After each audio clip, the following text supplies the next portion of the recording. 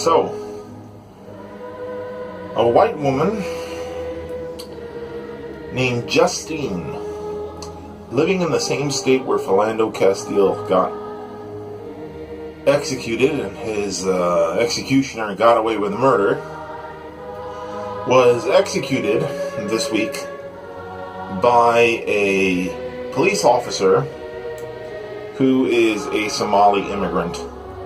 And now MAGA Twitter cares about whether or not police shootings are justified. I should probably preface this with the fact that I'm on the side of Justine's family. Justine, I believe, is originally from Australia, and she had created a life for herself in the United States, and there's no reason that someone who calls the police for help should be executed. For the officer claims that she spooked him. That's the first that I've heard of motive on why the latest civilian on American soil was executed by police.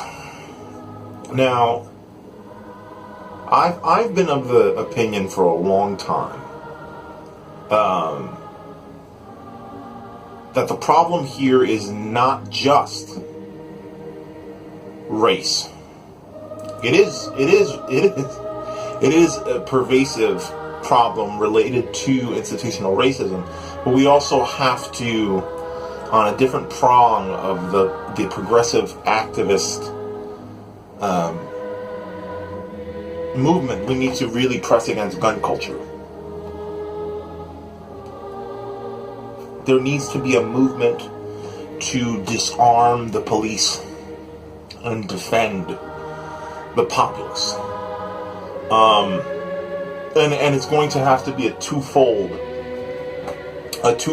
effort to, number one, disarm the police, and to transform our society's relationship with guns. And what's really undermining us here is the fact that gun culture in the United States of America, like everything else in the United States of America, is being fueled by a political lobby. In this case, the NRA, which is basically a trade organization, an industry agitprop group disguising themselves as a popular movement. The NRA is what's standing in the way of us getting any sort of meaningful gun reform, including, I think that when we talk about gun reform, we get into this like citizens' Second Amendment rights problem, and I think that we need to expand the purview, because I think we would actually get more popular support in the wake of all these civilians being executed by police. I think we would actually get more support from people in the center on disarming or at least limiting. I mean, the problem here is that, U.S. police are not properly trained on how to use weapons, how to use deadly force. At this point, I'd be willing to settle for moderate, liberal reforms. The first step is to get the guns off the cops' bodies. The biggest problem we have here is that when a police officer is engaging even the most benign situation they have their hand on their gun on their hip. I think that primes them for violence. I think that puts them on, the razor's edge. And even these very, very, so many of these shootings have taken place when people called the police for help. I think that even the very modest reform of taking the gun off of the police officer's body so that there can be some kind of forethought before guns are engaged.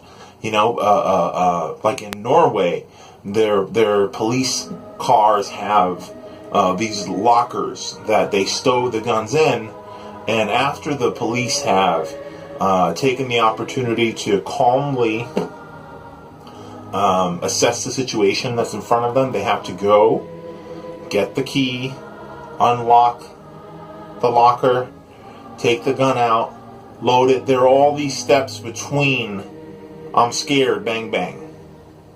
Because in the case of Philando Castile, in the case of Tamir Rice, in so many cases of black and white citizens being executed by police, we have a problem of I'm scared, bang, bang. The gun is on the hip and the hand is on the gun, or the gun is drawn, and the amount of response time mentally between I'm in danger and I'll kill you is like 15 or 20 seconds. I think the video of Tamir Rice being killed in the playground, I think there were 15 or 30 seconds between the cops pulling up on site and shooting Tamir Rice, who was holding a toy gun on a playground, to death. Now, if after those cops had pulled up, they had to get out, verbally assess the situation, find out what was going on, go back to the car, unlock a stowed gun, load the gun, before any of this stuff went down, you would have seen a very different result to a cop stepping. If you look at the video of Tamir Rice's shooting, you will see that the police didn't even fully step out of the vehicle.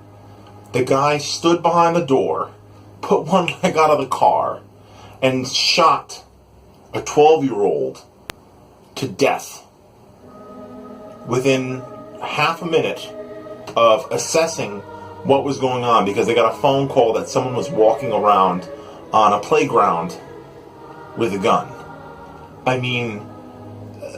If we need to make police cars safer, if we need to put in, I think that bulletproof glass should be standard on police cars, not just shatterproof glass, so that police don't feel the impetus to jump out of the car right away. They should be able to feel safe in the police vehicle if they arrive on the scene and they see something that looks like a gun. I want police to be safe.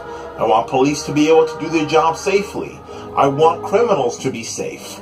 I want people who are going to be arrested to arrive at the police precinct alive, go through the proper judiciary process, and if they're found guilty, be incarcerated, serve their time safely, and come out alive.